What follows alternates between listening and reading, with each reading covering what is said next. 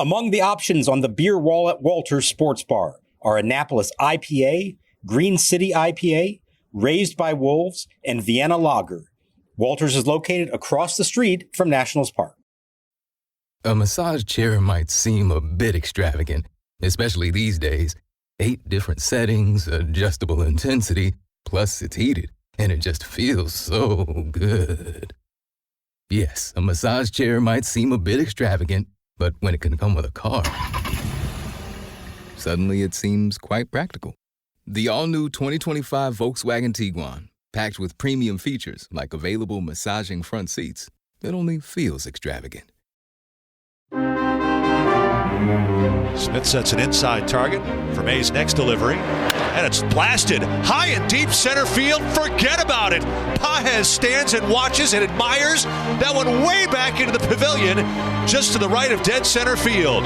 James Wood almost hit that one out of Dodger Stadium. The Nationals take a 1-0 lead on number 21 for Mr. James Wood. I mean, the reaction of Pages was amazing. He took one step and stopped and watched like we all did.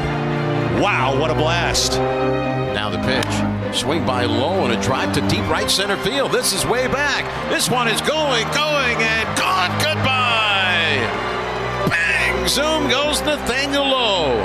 On a 1-2 pitch from Lou Trevino. He is homered in his second consecutive at-bat.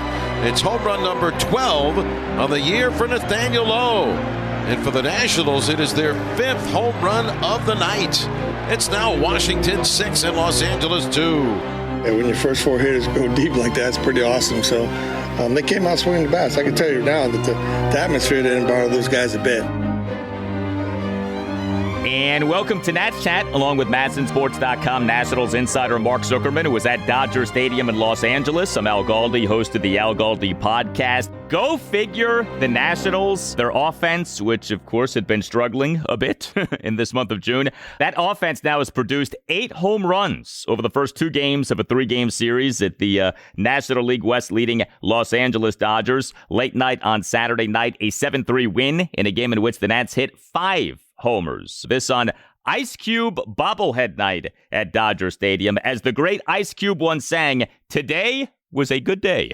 The Nats won for just the second time in 14 games, now are 32 and 45. You can find us on X at Nats_chat. You can find us on Blue Sky at Nats Chat Podcast. You can email us, natschatpodcast@gmail.com. The Nats numbers 1 through 4 batters on Saturday night. C.J. Abrams, James Wood, Luis Garcia Jr., and Nathaniel Lowe. They went a combined 5 for 19 with 5 home runs and a walk. The Dodgers numbers 1 through 3 batters on Saturday night. Shohei Ohtani, Mookie Betts, and Freddie Freeman. They went a combined 1 for 12 with no walks and 6 strikeouts. Mark, the Nats' top hitters outdid the Dodgers' top hitters in this game. Just as we all expected, right, Al? I mean, you see that matchup on paper and you say to yourself, boy, I like the Nats in this one, right? Look, they've more than held their own against the Dodgers this year. Remember, they took 2 of 3 in April back at home. They nearly won Friday night's series opener here, lost by 1 run, put up a pretty good fight against them, and now they took it to them in this game. This was a complete, I'm not going to call it domination, but like the Nats were in control of this game pretty much the entire way. And they're now 3-2 against LA this year. They have a shot at winning the series and the season series on Sunday, something that, as Tim Shovers pointed out to us, they've only done twice in their history, won a season series from the Dodgers, 2005 and 2014. Well, there is also a non-regular season series they won against the Dodgers. That one was a little more important, but they haven't done it in the regular season since 2014. I feel like, and I asked Davey Martinez this question, he thought about it and he agreed with the sentiment. They have played their best baseball against the best competition they've faced this year. And they've certainly just played their worst baseball against the worst competition they faced. And I think there may be something to it, that they actually play a looser brand when nothing's expected of them, as opposed to, you know, we went into that last homestand and said, hey, they got to go 5-2 against those teams, maybe 6-1. And I think internally they feel the pressure themselves, try to make too much happen. And you saw what the end result was. So Brooksgate on June 9th put up a graphic with a complimentary stat of every MLB team. And the complimentary stat for the Nats was that the Nats at the time led the majors in most games won as a betting underdog. And that speaks to what you were just talking about, that this team, for whatever reasons, tends to do its best work when the least is expected from that team. And it's an odd deal. I'm not sure what to make of it, but yeah, I mean, it's not just something that is like, happens every so often. Like, it seems to really be a thing with this team this season. And to the nature of this win on Saturday night, this was the Nats' first win by more than 2 runs since May 31st. Saturday was June 21st. This was a comfortable Nats victory, the likes of which we had not had in nearly a month. And that kind of win happened at this kind of team in the Dodgers really was something. And the offensive onslaught was such a pleasure to watch. We have been begging for offense for weeks from this team. The Nats in this game, 7 runs, 10 hits, 3 walks, 2 for 7 with runners in scoring position. The 10 hits, 5 homers, 3 doubles, and 2 singles. So just think about that. 8 of the 10 hits were extra base hits. And as I said, the Nats' top 4 batters in the lineup were just superb in terms of providing power. Yeah, James Wood homering again. He is the Nats' starting left fielder and number 2 batter, 1 for 4 with a solo homer and an intentional walk. And how about the homer by Wood? He had a Nats 2-run fourth, a leadoff homer on a moonshot to center field for a 1-0 Nats lead. The homer going a projected 451 feet per StatCast.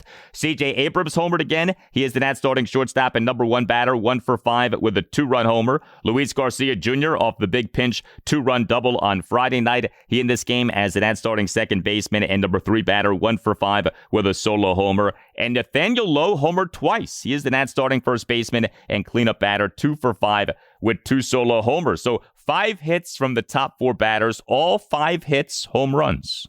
I want to talk about the James Wood homer, both because of just the titanic nature of it, 451 feet, because the fact that it's his 21st of the season, which already surpasses C.J. Abrams' team-leading total from a year ago. We're only in game 77, and they already have a guy with more homers than anybody hit for them last year.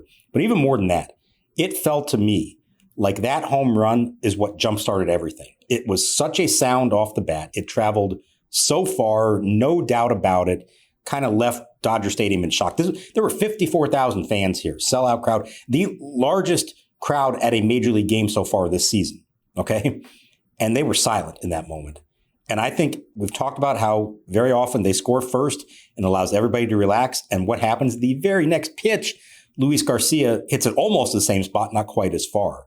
And I think there's something to that idea that when you get a guy like James Wood hitting a ball like that to give your team a lead, score the first run of the game, it has a domino effect, I think a carryover effect for the other guys. And it almost felt like, okay, James got us on the board. Let's keep this going. Let's make sure that one doesn't have to hold up all night. And they put together just some tremendous at-bats the rest of the way. James Wood, the season that he's having really is something. He's now tied for 6th in the majors in home runs with 21. You look at his OPS, he is number 6 in the majors among qualified batters in OPS at 935. He has a 375 on-base percentage. He has a 560 slugging percentage. He is performing in many ways like an MVP candidate. Now, we know how it works. If you're on a team with a losing record, the odds of you winning an MVP are really small. We'll see what happens with this Nats season. But just in terms of the individual performance, if you're talking about who have been the best hitters in baseball so far this season, James Wood is part of that conversation. Now, has he been the best? No, you probably have to say like Aaron Judge. But has Wood been among the best? Absolutely. He is in that conversation. Yeah, he absolutely is. And what's been great to see is it's not just one hot streak that's carried him through it all. He's been pretty consistent. There was that little bit of a slump there for, a week to 10 days, but that didn't last for long. He has been doing this all year. He has hit the ball hard all year long, of course. And while we all know what he is and what he's doing, I do kind of wonder if a big stage like this, Joe Davis is the Dodgers play-by-play announcer. He's also the lead play-by-play announcer for Fox to do all the postseason and the All-Star game. I heard some of the snippets of their broadcast. He was just gushing about James Wood in this game. And I think that's good for him and good for the Nats. When the All-Star game comes around in a few weeks, and James Wood certainly should be a part of that, you've got the most prominent broadcaster in MLB right now already having seen what he can do. He's going to talk him up in that game. I think more and more people around the league are going to recognize just how special this kid is. He's not just doing well for a 22-year-old. He's doing well for anybody in the game right now. And remember when we talked about him slumping in June or having a subpar June? You just referenced it. His OPS now in this month of June is 868. So even his bad months are good months, it's crazy to me how that is. But he has taken a month of June in which he wasn't doing so well, and he has now transformed that into a month in which he is doing supremely well. So awesome to see that. Also good to see Abrams continue to hit. His slump, I think we could say now, is over and done with, and he's back on track. And Luis Garcia Jr. homering, so good to see that. And Nathaniel Lowe homering twice. He's a guy who had really been in a rut. I don't know that you say that he is out of that just yet, but it feels like he's been a bit better over the last, say, week or so, and homering twice on Saturday night. Perhaps that gets him going again. Yeah, he definitely has looked more like the guy that we saw early in the season. And, the first home run, it's not a Nathaniel Lowe kind of homer. It's a line drive to the opposite field, right off the top of the wall and over. And by the way, that's his 100th career home run. And then he wound up by the end of the night with 101 with a more conventional pulled to right center field in the 8th inning for his second one of the night. They need it from him. They don't need him to carry this lineup. But if you're going to be batting behind Abrams, Wood, and Garcia, you're going to come up in some big spots. They need you to deliver and to be enough of a threat that opposing pitchers can't just pitch around the big boys in front of you. So we've talked about how he's had kind of a strange season. Like the bottom line stats are pretty good. The batting average is still low. It feels like he could be doing more than he is, but he has driven in a good number of runs. He is hitting for some power. He's played solid defense at first base. I think he's been what they need him to be, but it also feels like a little more consistency, and he could be even better than what they've had. The Nats homered 5 times in this game. 2 of the homers came off Dodgers relievers. The Nats in this series have gotten to the Dodgers bullpen. If you recall the Friday night game, you had the C.J. Abrams homer off the Dodgers closer Tanner Scott. You had the Luis Garcia Jr. pinch 2-run double off Kirby Yates in that game. And the Nats in this game, as mentioned, homering twice off Dodgers relievers. Also offensively for the Nats in this game, Keibert Ruiz with a good offensive game. He is the Nats starting catcher and number 8 batter, 3 for 3 with 2 doubles, a single, and an RBI sac fly. So Riley Adams homered on Friday night. Keibert Ruiz 3 for 3 with a couple of doubles on Saturday night. You take anything you can get from Nats catchers right now. Good to see Keibert have the game that he had in this game. Maybe Keibert and Riley read that Fangraphs article that you referenced the other day. Maybe they have come to realize just how lowly their stats are this season and have taken it upon themselves to try to rectify that. This was his best night in quite a while. Very important. And, 3 for 3, but then it's his last at bat, the sac fly that drives in a run to tack on and make sure that there was really no doubt about how this game was going to go. So that was important to get from him as well. We have seen Keibert Ruiz have success in the big leagues. It hasn't been nearly enough, and it's been a while since we've really seen it. But we do know it's in there somewhere if he just picks the right pitches to swing at and gets, good solid contact on them. And it was nice to see him do it for this game. Will he keep it up? I don't know. We'll have to see. But for a guy who probably needed a little jolt of confidence, hopefully this one did that for him. And, of course, that coming against the team that had him, right? The Nats got Keibert Ruiz in a trade with the Dodgers. Life as a small business owner, everything is your problem, and there aren't enough hours in the day. That's where LinkedIn Jobs, and by proxy Nats Chat, are here to help. For those crucial hires that you absolutely can't whiff on, turn to LinkedIn Jobs. Simply post your job and LinkedIn will take it from there, making sure it gets in front of the properly qualified candidates who are searching themselves. Post your job for free at linkedin.com/natschat. That's linkedin.com/natschat to post your jobs for free. LinkedIn.com/NATSCHAT. Terms and conditions apply. All right, fellas, I need you to stop what you're doing and go download Prize Picks if you haven't already. Because once you download Prize Picks and use code BACKYARD, you get $50 on us once you place the first $5 lineup. And in that lineup, the reason I love it so much, because all you have to do is place more or less on whatever player you want to rock with that night. And you can do it for as many players or as little players as you like. And it doesn't matter if I'm watching basketball, hockey, golf, baseball, esports, doesn't matter. I can put them all in my lineup. The reason I like firing on Prize Picks so much during the summer is because I travel all the time, and Prize Picks is available in more than 28 states, including California, which I love summers in California. So I can fire on Prize Picks with all my friends and swear out the games with them. And it doesn't matter what we're watching, we always get to enjoy the game a little bit more. And lastly, fellas, there's also a special going on during basketball playoffs. Every time you do a $5 3-pick basketball flex play during the playoffs, you automatically get entered in the Prize Picks sweepstakes for courtside tickets to the finals. So download the app today and use code BACKYARD to get $50 instantly after you play the first $5 lineup. That's code BACKYARD to get $50 instantly after you play the first $5 lineup. Prize Picks, run your game. Here's the pitch. Swinging a high pop-up into right center field. Jacob Young doesn't see it. He's trying to find it, and it's going to be on the warning track, caught by Dalen Lyle. Lyle saves the day. Young came in. Lyle comes racing over and makes the catch just on the edge of the warning track. Young wasn't within 100 feet of that ball. Lost it at twilight time of night, but Dalen Lyle, he saw it all the way. And makes a terrific running catch. Wow.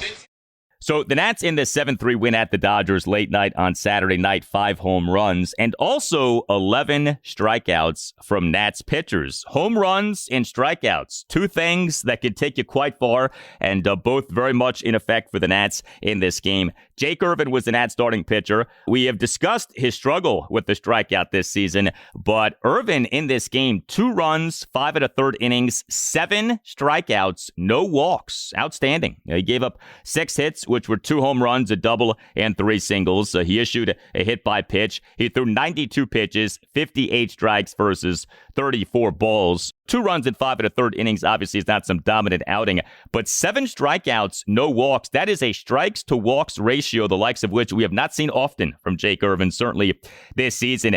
And I look at what ended up being a Dodgers 1-run fifth, yes, but Irvin in that inning generating a cold strikeout of Shohei Ohtani with a runner on first and 1 out, and generating a swinging strikeout of Freddie Freeman with runners on first and second and 2 outs. And Irvin getting all kinds of fired up in that moment was really cool to see that.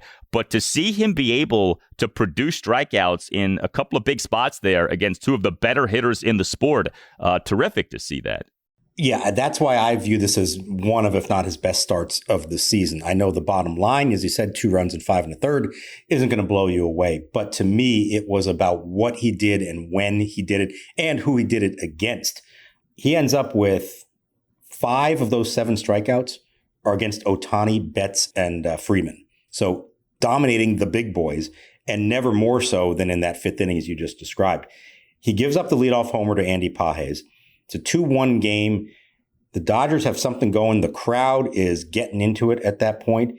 He's got to face Ohtani. The stands are, thumping as Ohtani steps to the plate. Seems like Irvin's velocity is dipping a little bit. You're worried, like, is he approaching the finish line? I think Brad Lord at that point is already starting to warm up in the bullpen. So how does he respond?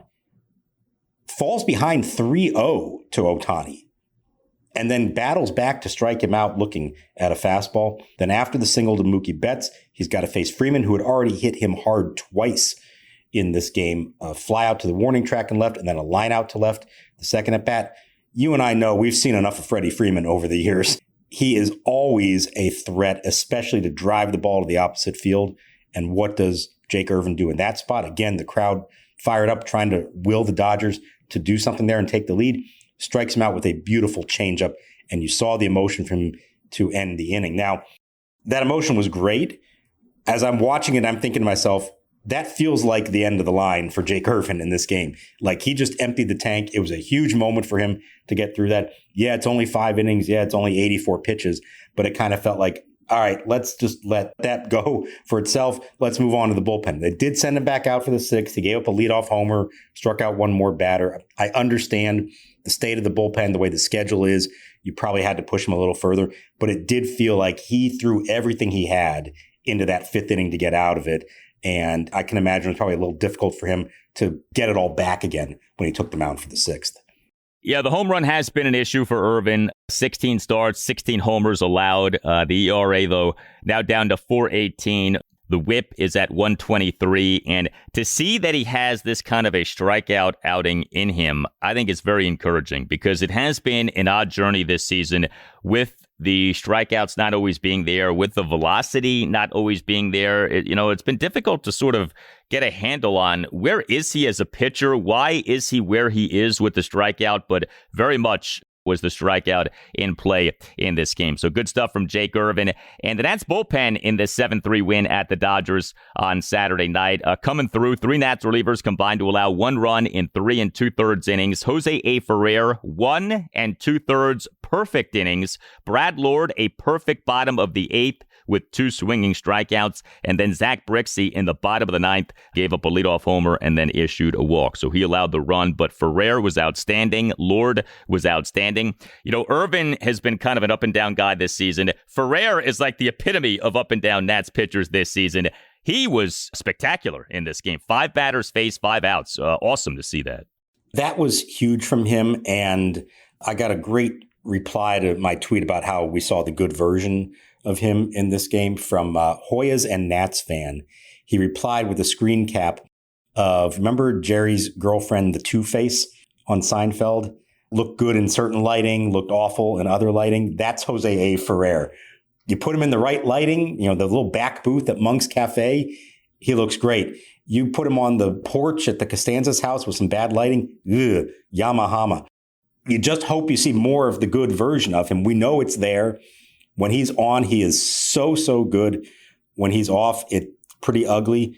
But for everybody who's kind of questioning, like, why do they keep putting him out there in big spots? He's their only lefty right now until Andrew Chafin comes back. He's got the arm. He has the ability, as we've seen, to come through against some really good hitters in big spots. He's just got to find a way to be more consistent with it. This was him at his absolute best. It was really nice to see that in this game. Yeah, I mean, the truth about a lot of relievers is that they're up and down. That's why they are relievers. But with Ferrer, he has this upside that is just so enticing. And he has closer stuff. If he could just be more consistent, he really would profile as a terrific closer, but he just has not been nearly consistent enough. But you see in a game like this what the guy is capable of. Lord looked really good, was not utilized for the 9th, was only used for the 1 inning, despite only throwing 13 pitches. I guess was that to save him for potentially pitching on Sunday? Because otherwise it would have made a lot of sense for him to finish out the game and pitch that 9th inning. Yeah, I was wondering if we might see him come back out, but I think you're right. They're in this stretch of a bunch of games in a row. Hey, they're going to try to win a series on Sunday. He has become one of their top late inning arms at this point. So I think that was Davey Martinez trying to make sure that he will still be available for the game on Sunday. And Zach Brixey, look, he gave up that leadoff homer and you're getting a little nervous, but he bounced back from that and finished it strong. He has quietly been a lot better here lately. And I think it's important for them to see him and for him to have the opportunity to pitch in some semi-high leverage situations as a little jolt of confidence for himself. He's somebody who they believe can be good as well. And so I know it wasn't perfect from him, but he did finish it out at Dodger Stadium, got the final out with Ohtani waiting on deck. You don't ever want to turn the lineup over there. So good on him for that. And hopefully they're all available on Sunday. And I think Lord in particular, if they're in a position to try to win that game, I think you can see Lord and Henry and Finnegan on Sunday as they try to win a series from the Dodgers. Davey Martinez uses Zach Brixey a ton. Brixey pitches a lot. This was his 10th appearance in June. 10 appearances for Brixey in June. He gets thrust into these games quite a bit. I guess they like him a lot, like you said. But I don't know. I've wondered about that. Like, why are we seeing so much of Zach Brixey? Is there a good explanation for that? I would guess it has something to do with the fact of how many games they've lost this month, because he has generally been one of the low leverage guys. And so you're not going to see Finnegan and Henry as much when they're consistently trailing. And that's been the case. Now, as he's begun to pitch better in the lower leverage spots, you've seen him start to appear in some more moments of consequence. And this was probably one of the biggest ones that he's had to date. So we'll see where it goes from there. He's a guy they like a lot. And his first kind of stints in the big leagues, just not so great. He looked a little shell-shocked, I think, at times. But I think he's starting to grow in confidence as he has a little more success. And we'll see where it takes them. He's not supplanting Lord and Henry at this point as the top righties. But given what they have to work with, they need all the help they can get. And if he can show some consistency there, we may start seeing him pitch more in the higher leverage spots.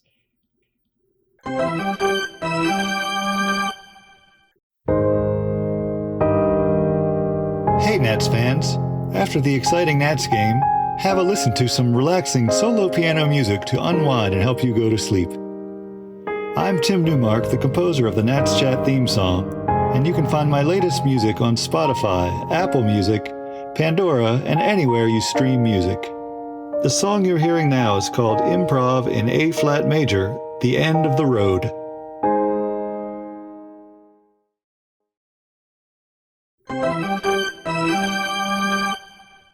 He's leaned on that changeup tonight. Will he do it again? 0-2.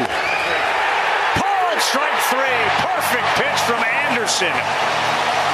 Another base runner and another punch out to end an inning. So, believe it or not, we are just a few weeks away from the 2025 MLB Draft. It'll take place July 13th and 14th in Atlanta. The Nationals, of course, have the number 1 overall pick. There are 2 names that are coming up most often in terms of candidates to be taken by the Nats with that number 1 pick. One of the names is Ethan Holliday, a shortstop / third baseman. He is a high schooler out of Oklahoma. He is the brother of Orioles infielder Jackson Holliday, the son of former Major League outfielder Matt Holliday. The other name that is coming up is LSU left-handed starting pitcher Kade Anderson. And Kade Anderson on Saturday night delivered a shutout in LSU's win over Coastal Carolina in Game 1 of the College World Series Finals at Charles Schwab Field in Omaha, Nebraska. Kade Anderson, a collegiate pitcher, having a sensational season for the Tigers. And I do think that this sets up to be a really interesting call for Nats president of baseball operations and general manager Mike Rizzo when it comes to this number 1 overall pick. I don't know that it is as simple as Ethan Holliday versus Kade Anderson, but just for the purpose of this discussion, let's make it that way. You have a position player versus a pitcher. That's an interesting discussion in and of itself. You have a high schooler versus a collegiate player. That makes for an interesting discussion in and of itself. And you also have the state of the Nats farm system / the state of the Nats young players, to where you don't right now have many high-level starting pitching prospects, especially guys who are close to being major league ready. I do wonder what Mike Rizzo is thinking. Ethan Holliday versus Kade Anderson, how he assesses that breakdown. I think it's always one of the most fascinating calls that any GM and scouting director have to make, whether it's the number 1 pick or later in the round. When you're trying to compare pitchers to hitters and high schoolers to college players, it's so tough.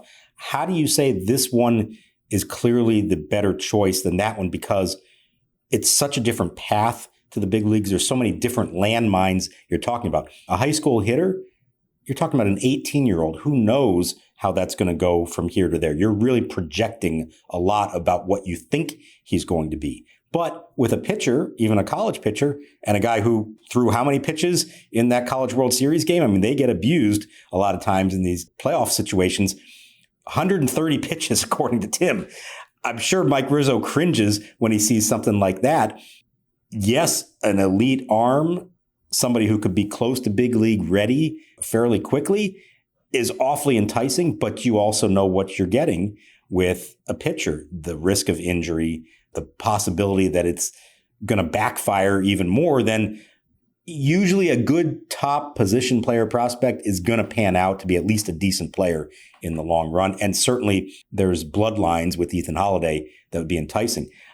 I think Mike Rizzo will always tell you, and whether he believes it deep down inside or not, we don't know. I think he'll always tell you that you take the best player regardless, and you do the evaluation, whatever you think that is, you think the guy's going to be the better player in the long run, you take him. But I could absolutely understand in the situation the Nats are in, and they have their pick of anybody that's on the board, for you to say, right now, an advanced college pitcher is more valuable to us than a high school position player, infielder, middle infielder, corner infielder. When you have CJ Abrams and Brady House here for a while, I tend to think more like what's going to help my team try to win and get out of this rebuild. And to me, the college pitcher sounds awfully enticing, but I can understand why it's not as simple as that. And when you're in that room making that call, you can't think about what's best for us next year. You have to be thinking about what's best for us in 5 years and beyond. That's the real challenge of drafting. It is. And of course, further complicating this is, well, is Mike Rizzo still going to be running Nats baseball operations in 5 years? The other thing, too, of course, is so you have pitchers, right, who tend to break, like you said, position players. More often than not, you can trust that they'll stay healthy, and there seems to be more certainty there. But sort of pushing back on that in this case is that Ethan Holiday is a high schooler, and you just don't know with these high schoolers. Whereas with a college player, you have a better sense of the competition, the team he was on, etc. I will say this, though, about high school players. If you hit on them, it is a tremendous feat because the guy ends up arriving at the majors at a super young age. And so you get something like a James Wood scenario to where if he hits, and I'm not talking about hitting on the field, I'm talking about if he hits as a pick, he's super young, he's under team control, and he's a guy who can be really good for you for like 10, 15 years, like that kind of a thing, as opposed to a collegiate player is maybe coming up to the majors at 24, 25 potentially. He's already, into his athletic prime. James Wood, age 22 season, like he's so young. That's the benefit of hitting on a high school pick. But these high schoolers, you just don't know what to make of the competition. You don't know what to make of the teams that these guys are on. I feel like it's a real Wild West when it comes to evaluating high school players. Yeah, and I think this year, it's even more magnified. Let's be clear. None of these pitchers are Paul Skeens. None of the hitters are Dylan Cruz. And I know that may be hard for people to accept when you have the number one pick. And it doesn't mean that there aren't going to be some fantastic players who come out of this draft.